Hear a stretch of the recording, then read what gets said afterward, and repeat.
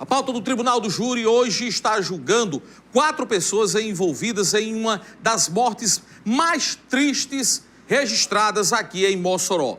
A partir de agora, você vê os detalhes. A equipe de reportagem do Ronda Policial está de volta ao Fórum Desembargador Silveira Martins. A pauta de hoje é uma pauta bem polêmica. É um caso de uma adolescente que foi encontrada morta, o corpo queimado. A ação que começou no dia 4 de novembro de 2018 terminou, entre aspas, com o encontro do corpo da menina no dia 6 de novembro, ou seja, 2 dias depois.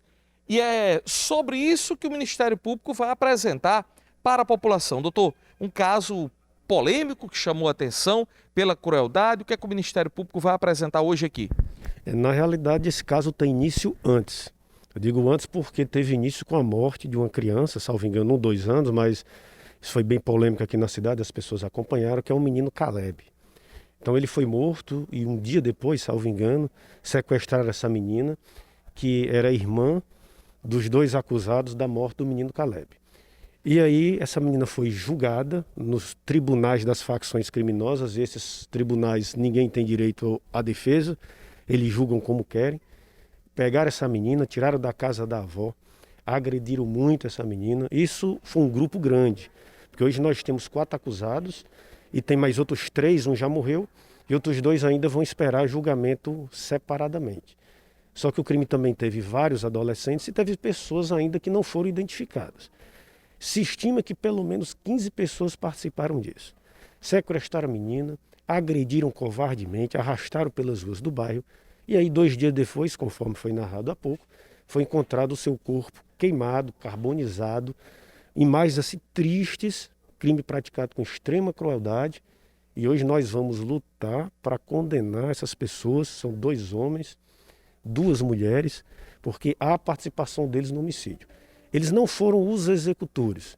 Na realidade, essas pessoas acusadas, ninguém sabe, a rigor, quem foi que praticou no exato momento. Nós sabemos quem carregou essa menina, quem puxou essa menina dentro da casa até o local onde ela foi torturada e foi queimada. E todos esses 4 que vão para a júri hoje participaram e vamos lutar pelas suas condenações. E, doutor, o que for determinado para um, o que for pedido para um, será pedido para todos? Igualmente para todos. A conduta é a mesma. Eventualmente um pode pegar, se condenado for pelos jurados, uma pena mais alta por conta de antecedentes. Tipo, tem uma acusada que já tem condenação, tem o outro acusado que já tem também condenação.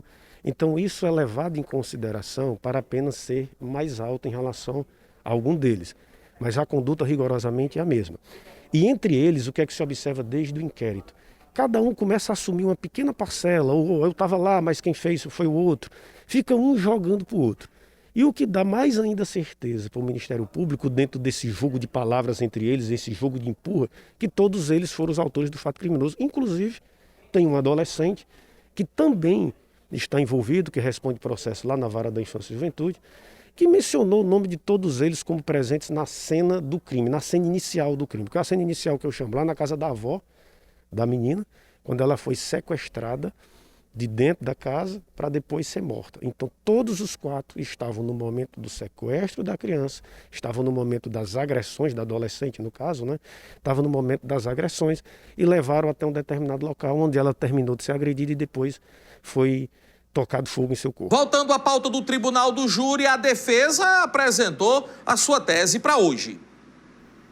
Após conversarmos com o Ministério Público, a nossa equipe de reportagem conversa com a defesa dos réus, começando com o defensor público, doutor Vinícius Araújo. Doutor, júri bem polêmico, um trabalho bem difícil para a Defensoria Pública nesse processo que está sendo julgado hoje, doutor. É verdade.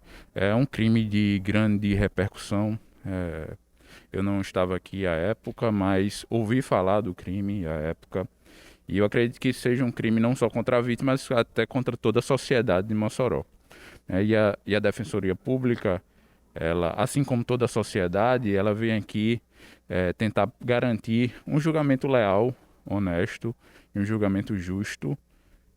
Encontramos algumas lacunas na acusação, principalmente na atividade, na descrição da atividade criminosa de cada um, né? Temos uma acusação quase que genérica de que todos que estão denunciados cometeram o crime, mas sem descrever ao certo a atitude de cada um que levou à responsabilização deles.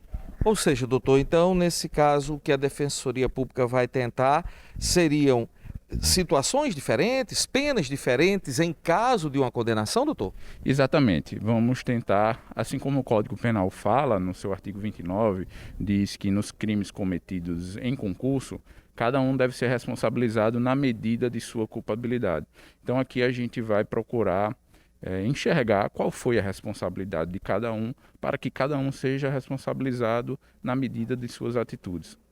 Ninguém dos acusados, dos três, uma mulher que confessou e outro, ninguém comentou, ninguém falou o nome de Danilo. Na verdade, esse nome de Danilo apareceu segundo de um ex-namorado da vítima. Ou seja, o Danilo não tem nenhuma participação nessa história, doutor? Segundo, não, porque no dia do fato ele se encontrava na igreja. Na hora que quebraram a porta, que chegaram lá ameaçando e levaram a menina, o Danilo não estava nesse grupo? Não, Danilo se encontrava na igreja e tem até testemunha para dizer isso hoje em júri. E depois, doutor? Depois também, na verdade, ele não teve nenhuma participação. Ele é o verdadeiro inocente. Porque no caso, doutor, a menina foi espancada, depois levaram gasolina, tocaram fogo no corpo da menina e nenhum desses eventos o Danilo esteve envolvido? Em nenhum desses eventos o nome dele foi citado como um dos membros do fato, pela qual ela disse quem estava no ar sem mencionar o nome de Danilo. Então, com certeza, negativo de autoria.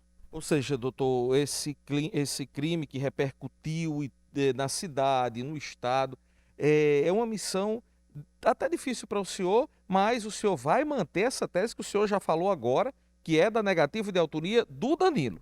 Com certeza, isso será a minha tese.